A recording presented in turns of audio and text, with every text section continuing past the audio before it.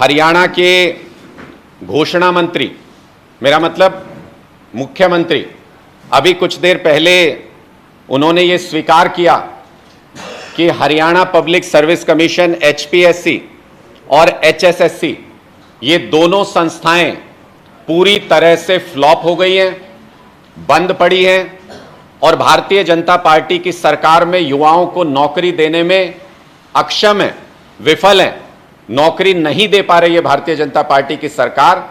ये घोषणा मंत्री जी ने अभी कुछ देर पहले खुद अपने मुंह से स्वीकार किया। मैं क्यों ऐसा कह रहा हूं? क्योंकि वो नौकरी नहीं दे पाए, तभी उन्होंने ऐसी घोषणाएं करना शुरू कर दिया है जिनका कोई सिर पैर नहीं है।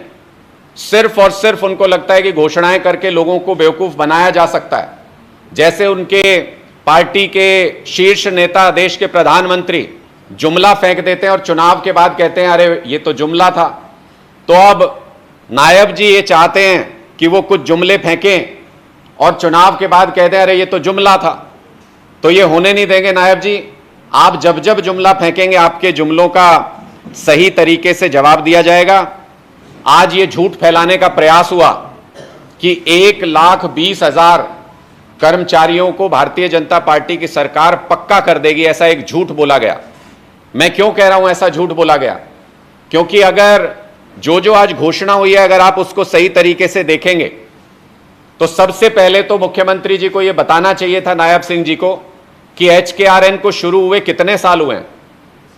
2021 में HKRN योजना शुरू हुई और अगर आज तक भी देखें तो अगर कोई कर्मचारी पहले दिन से भी इस योजना में भर्ती हुआ होगा तो उसको 3 साल ज्यादा से ज्यादा हुए होंगे। मुख्यमंत्री जी कह रहे हैं कि जिन्होंने 5 साल पूरे कर लिए उनको हम सुनिश्चित कर देंगे। सुनिश्चित और पक्के के अंतर में तो बाद में आएंगे, लेकिन अभी मुख्यमंत्री जी कह रहे हैं 5 साल जिसको हो गए HKRN में लगे हुए उसको मुख्यमंत्री जी सुनिश्चित कर देंगे। तो पहले तो मुख्यमंत्री जी, एक भी कर्मचारी पूरे हरियाणा में ऐसा है नहीं HKRN में जिसको 5 साल हो गए, और 2 साल बाद जब तक कोई भी कर्मचारी 5 साल पूरे करेगा तब तक आप सरकार से कोसों दूर होंगे। पता नहीं कहां पर, जंगल में, किस गुफा में आप वहां पर तपस्या कर रहे होंगे, अपने पापों का प्रायश्चित कर रहे होंगे। दूसरी बात, जो इसके प्रावधानों में कहा गया, अगर कोई HKRN में या किसी और कच्ची नौकरी में लगा भी होगा, कितने ऐसे कर्मचारी हैं जिनको 1 साल के बाद दूसरे साल में कंटिन्यू किया जाता है कच्ची नौकरी के अंदर। लगाए इसलिए जाते हैं 1-1 साल के ठेके पर कि हर साल 2 साल में उनको बदल दिया जाए ताकि वो किसी तरह का क्लेम लेके कोर्ट में ना जा सके, किसी तरह की पक्की नौकरी का दावा ना कर सके।